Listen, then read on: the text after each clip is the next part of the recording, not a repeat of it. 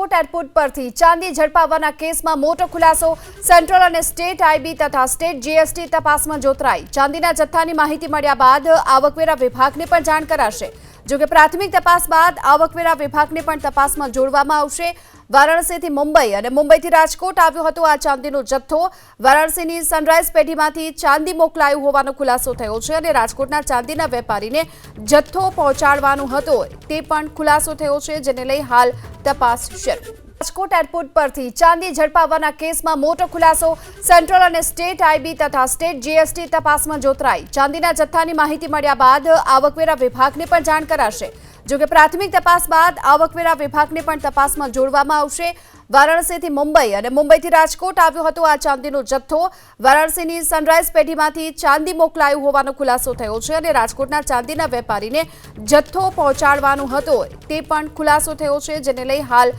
તપાસ શરૂ